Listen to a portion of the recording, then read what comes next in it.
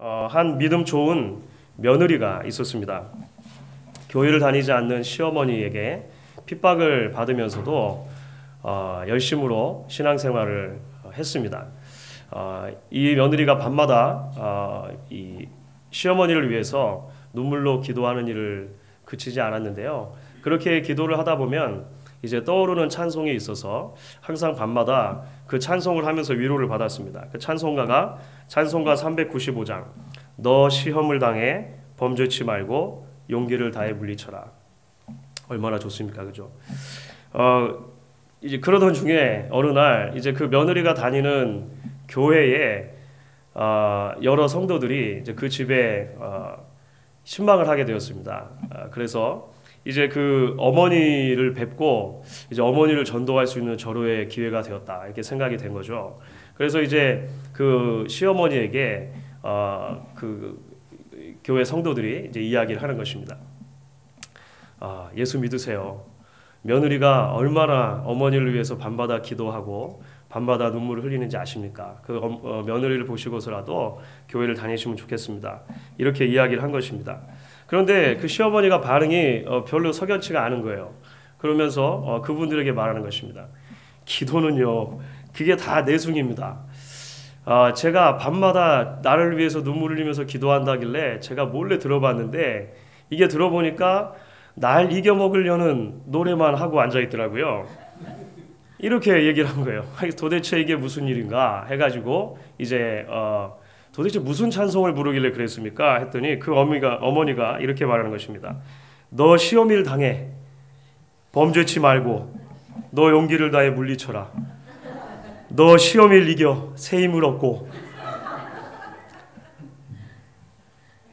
안 웃으시는 분들은 아직 이해를 못 하신 건가요? 그러니까 교회 한 번도 다녀본 적이 없으시니까 이 찬송을 불러본 적이 없으신 거죠. 그래서 찬송과 가사가 어떻게 되는지를 모르니까 너 시험을 당해 이렇게 이제 찬양을 그 며느리는 자꾸 했는데 시어머니 마음속에 그 시험을이라고 하는 단어가 시험이 시험이라고 자꾸 들린 거예요. 그래서 뭐 시험이를 물리치고 막 이렇게 들었다라고 한 것입니다. 크게 오해를 하신 것이죠. 오해를 한 것입니다. 사랑하는 여러분, 우리는 참으로 많은 경우에 있어서 오해를 하고 오해를 받으면서 살아갑니다.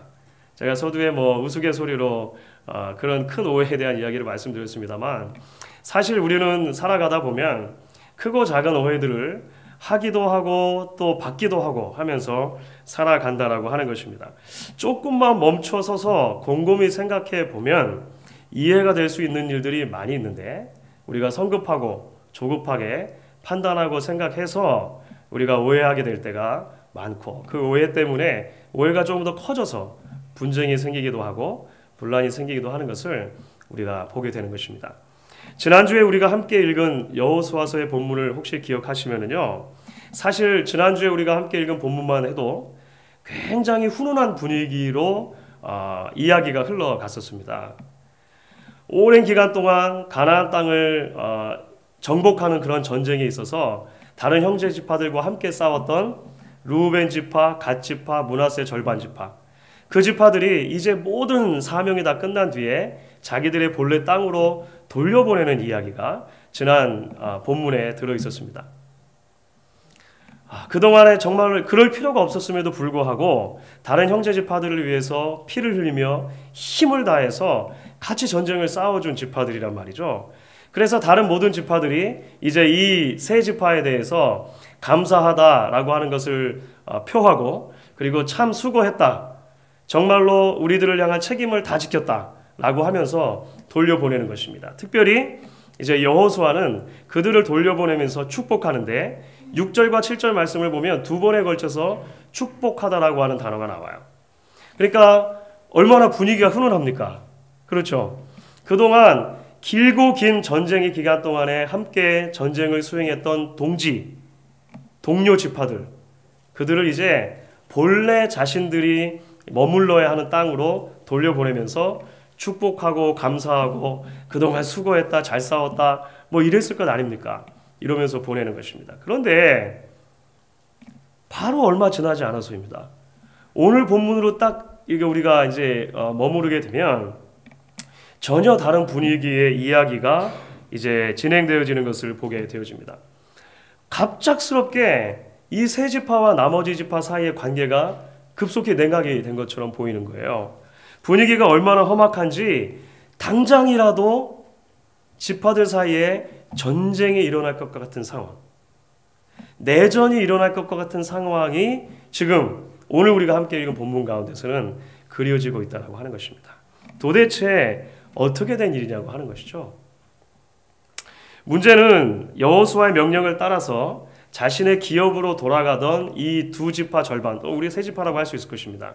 이 요단강 동편 지파들이 요단강을 바로 건너기 전에 요단강 가에다가 큰 제단을 하나 쌓은 사건 때문에 그렇게 된 것입니다. 오늘 22장 10절 말씀에 이렇게 이야기를 하죠. 르우벤 자손과 므낫세 반지파가 가나안 땅 요단 언덕가에 이르자 거기서 요단가에 단을 쌓았는데 볼만한 큰 단이었다. 그러니까 멀리서도 알아볼 수 있을 만큼 거대한 단을 쌓았다라고 하는 것입니다. 여기서 말하는 단이라고 하는 것은요, 제단을 말합니다. 제단. 제단의 용도는 뭘까요? 제사를 드리는 거죠. 제사를 드리는 제단을 쌓은 것입니다. 그런데 이들이 여기다가 제단을 쌓은 이유는 사실 분명했습니다. 이것이 오늘 우리가 읽은 본문에는 나타나지 않은데 이제 우리가 다음번에 살펴볼 이야기 속에서 그 이유가 좀 명확해집니다. 왜 이들이 요단강을 건너기 전에 강가에다가 멀리서도 볼 수 있는 큰 제단을 쌓았는가? 그 이유는 무엇인가 하면 요단 서편에 있는 다른 형제 지파들과 동일한 하나님을 우리도 섬기고 있다는 것을 계속해서 기억하기 위함이었습니다. 그러니까 지금 요단강을 사이에 두고 동편 지파들이 요단강을 건너가는 것 아닙니까? 그들 마음속에 요단강이라고 하는 이 지리적인 경계가 나중에 가서 신앙적인 어려움을 줄 수 있다고 생각한 것 같아요. 여러분 이게 이해가 되시죠? 무슨 말씀이냐면요, 이런 겁니다. 자손들이 나중에 이제 이 요단 동편 지파들이 자기네 본래 땅으로 돌아간 다음에 후손의 후손을 낳을 것입니다. 그러면 예전에 있었던 일을 잘 모르는 후대들이 생각이 날 거예요. 그런데 이들이 생각하기를 우리가 요단강 건너 저쪽에 있는 저 다른 지파들하고 무슨 관계가 있지? 라고 하면서 뭐 우리는 우리 마음대로 살면 되겠네 라고 함으로 다른 신들을 섬기게 될 가능성, 하나님을 잊어버리게 될 가능성에 대해서 이들이 생각을 했다는 거예요. 그래서 이스라엘 백성들이 본래 그 제사 드리는 제단 있지 않습니까? 그 제단하고 똑같이 생긴 모형을 하나 멀리서도 알아볼 수 있을 만큼 강가에 딱 세워놓은 것입니다. 그래서 후손들로 하여금 멀리서도 저 단을 보고 우리가 누구를 섬겨야 하느냐? 하나님만 섬겨야 된다. 하나님 여호와만 우리가 섬겨야 된다는 것을 계속해서 기억하기 위해서 이제 거기다 그 단을 세웠다는 거예요. 이게 이제 조금 이해가 되셔야 됩니다.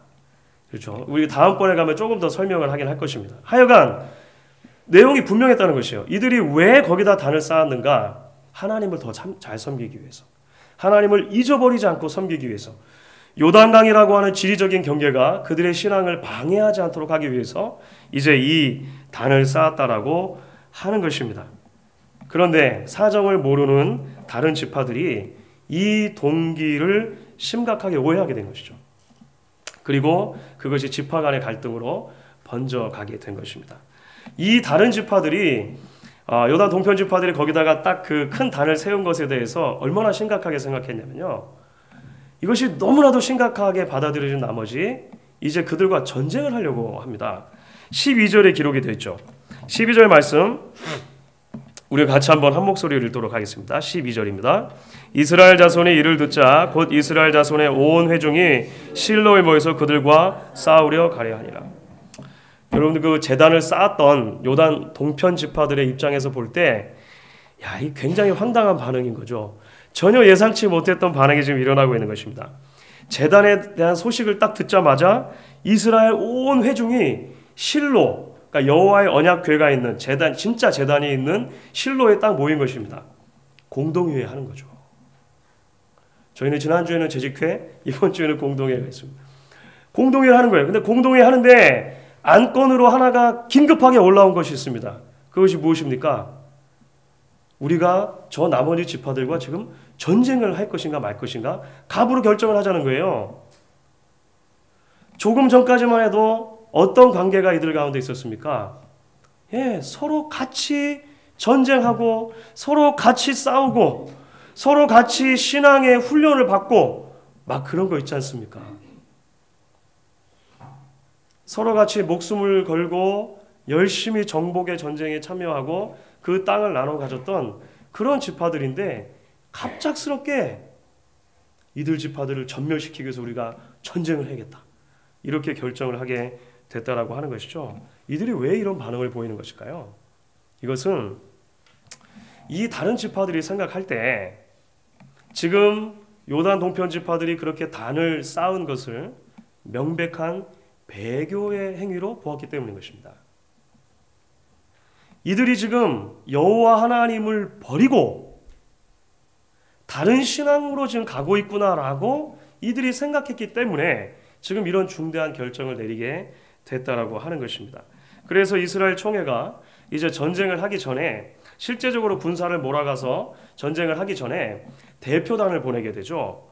대표단을 보내가지고 이제 그들을 꾸짖는 것입니다. 뭐 실상을 알아보고 처음에는 이런 것 같지가 않아요. 그냥 무조건 꾸짖으러 보낸 것입니다. 꾸짖으러 보내는데 그 사건에 대해서 이제 그 추궁하기 위해서 사람들을 보내게 되는데 재미있는 것은 그들이 그 대표단의 장으로 세운 사람입니다. 누구를 그 대표단의 단장으로 세우냐면 22장 13절에 보면 이렇게 되어 있습니다.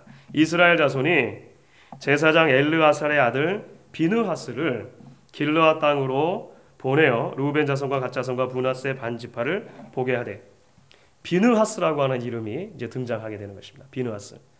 왜 하필이면 이 비느하스라고 하는 사람, 이 사람을 그 단장으로 해가지고 추궁단 보내게 되는 것일까요? 사실 이 비느하스라고 하는 사람의 이름이 민수기 25장에 먼저 등장합니다. 민수기 25장에 어떤 사건이 기록이 되어져 있냐면 광야 생활하는 가운데 이스라엘 백성들이 이제 거의 막바지에 가나안의 진입을 바로 앞두고 있는 때였습니다. 이제 곧 가나안 땅에 가게 될 것이에요. 그래서 모압 평지에 딱 있는 것입니다. 그때 이스라엘 백성들이 하나님 앞에 중대하게 범죄하는 사건이 있었습니다. 어떤 사건이냐면 그 모압의 여인들과 음행을 하고 모압의 신들을 섬기는 장면이 이 민수기 25장에 나오는 거예요. 그래서 민수기 25장 1절부터 3절까지 말씀입니다. 성경 있으시면 한번 찾아볼까요? 우리 수요일 저녁에는 막 졸리고 그러니까 예, 성경 있으시면 한번 찾아보시는 것도 좋을 것 같습니다. 민수기 앞으로 조금만 가시면 됩니다. 민수기 25장 1절부터 3절까지 말씀입니다.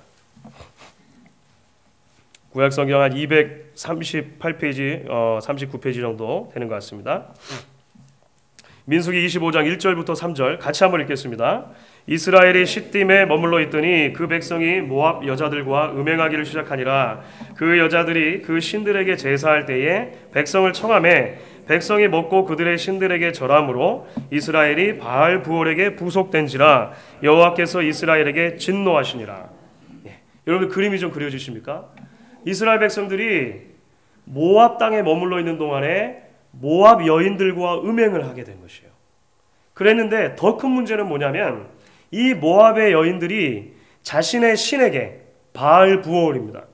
바알 부올에게 제사를 드릴 때에 이스라엘 남자들을 초청한 거예요. 그들이 간 겁니다. 가가지고 거기서 그들과 함께 우상에게 절하고 예배를 드렸다는 거예요. 하나님께서 굉장히 진노하셨습니다. 지난 40년간 하나님께서 한 번도 실수하지 않으시고 이스라엘 백성들을 광야 생활 가운데 지켜주셨지 않습니까? 그런데 이게 웬일입니까? 가나안 진입을 앞두고 바알 부올이라고 하는 이방의 신을 섬기게 된 거예요. 하나님께서 어떻게 진노하셨냐면 이스라엘 백성들에게 큰 질병을 내리신 겁니다. 그래서 이스라엘 백성들이 엄청난 질병 가운데 고생을 하고 있죠. 그때 하나님의 이 이스라엘 백성들을 향한 진노를 멈추는 데 있어서 아주 중요한 역할을 했던 사람이 비느하스라고 하는 사람입니다. 어떤 사건이 있었냐면요, 이런 것이죠. 이스라엘의 족장 가운데 한 명이 모압 여인을 데리고 버젓이 자기 장막으로 들어가는 것을 비느하스가 본 것입니다. 비느하스의 마음에 갑자기 분노가 일어났어요. 이 분노는 단지 막 화가 나는 것이 아니고 하나님의 마음을 함께 공유한 것입니다. 어떻게 지금 이스라엘 가운데 이렇게 큰 범죄가 있을 수 있겠는가라고 하는 하나님의 마음으로 분노를 해가지고요. 비느하스가 어떻게 했죠? 창을 가지고 들어가죠. 창을 가지고 들어가서 이 두 사람을 한 창에 꿰어 죽이는 사건이 일어납니다. 우리가 볼 때는 잔혹한 사건인데 하나님께서 이 사건을 굉장히 기쁘게 보셨어요. 비느하스의 그 거룩을 향한 열정을 하나님께서 굉장히 귀하게 보셨습니다. 그래서 비느하스가 너무 진노하고 하나님 대신 화를 내주시니까 하나님께서 이제 더 이상 화를 낼 게 없으셨던 거예요. 그래가지고 이제 나는 더 이상 진노하지 않겠다라고 하면서 하나님이 진노를 거둬주십니다. 하나님께서 비록 진노를 거두셨지만 그 사건으로 인해서 이스라엘 가운데 몇 명이 죽었는지 아시겠습니까? 혹시 짐작하시겠습니까? 24,000명이 죽었습니다. 그 범죄 때문에 그 병이 들어가지고요. 24,000명이 죽었다라고 하는 것입니다. 여러분, 지금 이스라엘 자손들이 요단 동편 지파가 단을 쌓은 사건, 그 사건을 추궁하면서 비느하스를 대표자로 보냈다는 것은 굉장히 상징적인 의미가 있는 것이죠. 왜 하필이면 비느하스입니까? 요단강의 제단 사건을 배교 행위로 본 것이죠. 하나님을 떠난 행위로 본 것입니다. 그래서 이스라엘 백성들이 광야에서 바알을 섬기는 죄악을 저질렀을 때 단호하게 그 죄악을 척결하는 데 앞장섰던 비느하스를 앞서 보내고 있는 것입니다. 비느하스가 각 이 지파의 대표들 몇 명을 모아가지고 막 불같이 달려갔어요. 불같이 달려가가지고 이제 그들에게 가서 추궁을 합니다. 그 추궁을 하는 내용이 이제 16절부터 18절까지 나타나 있는데요. 뭐 앞뒤 가리지 않고 다짜고짜 이제 가가지고 이렇게 질책을 하는 것입니다. 16절부터 18절까지입니다. 조금 길지만 제가 읽어보겠습니다. 여호와의 온 회중이 말하기를, 그러니까 이들을 대표를 보내서 말하는 것입니다. 너희가 어찌하여 이스라엘 하나님께 범죄하여 오늘날 여호와를 좇는 데서 떠나서 자기를 위하여 단을 쌓아 여호와를 거역하고자 하느냐? 부올의 죄악으로 인하여 여호와의 회중의 재앙이 내렸으나 오늘날까지 우리가 그 죄에서 정결함을 얻지 못할거늘 그 죄악이 우리에게 부족하여서 오늘날 너희가 돌이켜 여호와를 좇지 않고자 하느냐? 너희가 오늘날 여호와를 배역하면 내일은 그가 이스라엘 온 회중에게 진노하시리니. 여러분 한번 생각해 보십시오. 지금 이스라엘의 대표단이 가가지고 지금 이 두 지파 절반에 대해서 이야기할 때 너희들이 왜 그렇게 했느냐, 도대체 사건의 자초지정은 어떤 것이냐 설명해 보아라, 이렇게 하지 않습니다. 다짜고짜 가가지고 앞뒤 가릴 것 없이 추궁을 하기 시작하는데 그들이 사용한 언어들을 여러분들 보시면요, 굉장히 단정적인 언어들입니다. 그렇죠? 이미 그들이 그렇게 범죄했다는 것을 전제하고 말하는 것처럼 이야기를 하고 있는 것입니다. 단정적으로 추궁하면서 마치 요단 동편 지파들이 단을 쌓은 사건이 제2의 부올의 사건인 것처럼 그렇게 이야기를 하고 있는 거예요. 어찌하여 여호와께 범죄하였느냐, 오늘날 여호와를 좇는 데서 왜 떠났느냐, 단정적인 것이죠. 자기를 위하여 단을 쌓아 여호와를 거역하느냐, 단정적인 언어들로 지금 이 두 지파 절반을 꾸짖고 있다라고 하는 것입니다. 그런데 사랑하는 성도 여러분, 거듭 말씀드리지만 이것은 오해였습니다. 오해. 이제 앞으로 이 오해가 밝혀질 거예요. 밝혀지긴 할 것입니다만 여러분들 이 오해가 얼마나 크냐고 하는 것입니다. 마치 자라보고 놀란 가슴이 소뚜껑 보고 놀라는 것처럼 이전의 범죄에 대해 그 가지고 있었던 트라우마라고 할 수 있겠죠. 그 트라우마가 지금 현재 자신의 형제 지파들을 향해서 엄청난 분노와 진노를 발하게 하고 그들로 하여금 전쟁을 해야겠다라고 생각하게 하는 것입니다. 사랑하는 여러분, 저는 이 본문을 읽으면서 참 충격을 받았습니다. 여러분들 혹시 그런 충격을 안 받으십니까? 저는 이 본문을 읽으면서 좀 당황스러웠어요. 르우벤 지파, 갓 지파, 므낫세 지파는요, 말씀드린 것처럼 가나안 전쟁의 초창기부터 다른 지파들의 선봉에 서서 함께 힘든 전쟁을 수행했던 지파들이라고 하는 거예요. 동료들입니다. 동료들. 그 기간이 정확히 얼마인지는 알 수 없지만 상당히 오랜 기간이었어요. 상당히 오랜 기간을 믿음의 선한 싸움을 함께 싸운 공동체 일원들이라고 하는 것입니다. 그런데 어떻게 하루아침에 나머지 10지파가 2지파 절반을 향해서 전쟁을 선포할 수 있냐는 거예요. 이들을 이스라엘 가운데 완전히 내치자라고 결정할 수 있냐라고 하는 것입니다. 여러분 충격적이지 않으세요? 여러분 사실 이 말씀 가운데 우리는 오해라고 하는 것이 불러올 수 있는 심각하고 치명적인 결과를 보게 되는 것입니다. 크고 작건 간에 우리의 오해가 불러올 수 있는 무시무시한 결과에 대해서 성경은 우리에게 권면하고 우리에게 도전하고 경고해주고 있다라고 하는 것입니다. 여러분 오늘 이야기에 나타난 이 오해의 패턴을 혹시 여러분 발견해 주실 수 있겠습니까? 어떻게 해서 오해가 생기게 됩니까? 오늘 성경 가운데 오해의 패턴은 이런 것이죠. 한 행동이 있었습니다. 이 행동은 단을 쌓은 행동이에요. 그런데 그 행동에 대해서 다른 지파들은 해석을 하기 시작했습니다. 그 행동의 이면에 어떤 의도가 있었을 것이라고 의미를 부여하기 시작하는 것이죠. 그런데 그 해석은 본래 이 지파들이 단을 쌓았을 때 마음에 가지고 있었던 동기와 같은 것이었습니까? 다른 것이었습니까? 전혀 다른 것이었습니다. 왜 다른 동기를 가지고 이제 이것을 판단하게 되느냐고 하는 것이죠. 다른 지파들이 가지고 있는 경험 때문입니다. 경험. 자신의 경험에 비추어 보았을 때 어떤 큰 이 문제를 바라보는 안경이 생기게 된 것이죠. 그 안경을 가지고 다른 사람들의 행동을 판단하기 시작한 것입니다. 그럴 때 오해가 생기기 시작했다라고 하는 것을 보게 되는 것입니다. 행동이 있었어요. 그냥 그건 행동입니다. 그런데 해석하기 시작했고 의미를 부여하기 시작했는데 그것이 전혀 본래 의도됐던 것과 다른 해석을 낳게 되었고 그것이 큰 오해를 가져오게 됐다는 것입니다. 우리도 역시 살아가면서 얼마나 많은 오해를 하고 오해를 받으며 살아가고 있습니까? 여러분들 오해 많이 받아보셨죠? 오해를 받으면 우리 마음속에 어떤 생각이 먼저 떠오르십니까? 억울하죠. 억울합니다. 그렇죠? 내가 전혀 의도하지 않았던 내가 전혀 생각하지 않았던 방식대로 다른 사람들이 나의 행동이나 말을 해석하고 생각하고 마음대로 이야기를 지어낼 때 그것이 나중에 나에게로 다시 들어오게 될 때 우리는 서운합니다. 서운한 감정이 조금 더 지나면 상처를 받죠. 상처를 받습니다. 그런데 여러분 다시 뒤집어 놓고 생각하면 우리는 또 얼마나 많은 경우에 있어서 남을 곧잘 오해하는 사람들이냐고 하는 것입니다. 단편적인 행동이나 말을 듣고서 마치 그 사람의 마음에 다 들어갔다 나온 것처럼 이야기를 만들어내는데 우리는 선수들이에요.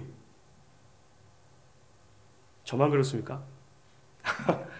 속이 불편해가지고요. 그러니까 배가 아파서 얼굴을 찡그리고 있는 사람이 있다고 한번 생각해 보십시다. 그런데 그 사람과 우연히 눈이 마주쳤어요. 그 사람이 얼굴을 찡그리고 있는 것을 본 것이죠. 근데 마음속에 이런 생각이 드는 것입니다. 저 사람이 나를 혹시 미워하나? 그러면 이제까지 그 사람이 아무런 의도 없이 아무런 생각 없이 던졌던 말이나 행동이 꽤 맞춰져요. 소설이 써지는 겁니다. 막 꽤 맞춰져가지고 어떤 그림이 딱 그려지는 순간 그 사람이 나를 정말로 미워하는 게 맞구나 라고 하는 확신이 서게 돼요. 그러면 마음속에 굉장히 큰 서운함과 안타까움이 몰려오게 되고 다음번에 그 사람의 얼굴을 대하게 되었을 때 그 사람 얼굴 보기가 싫어지는 것입니다. 미워지죠. 이게 우리들의 현실이라고 하는 것입니다.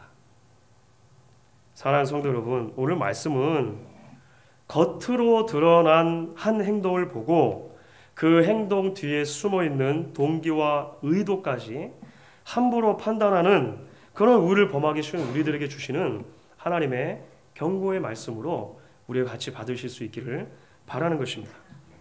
여러분, 우리는 이런 결과 때문에 얼마나 많은 경우에 있어서 관계가 걷잡을 수 없이 악화되는 것을 보게 되어집니까?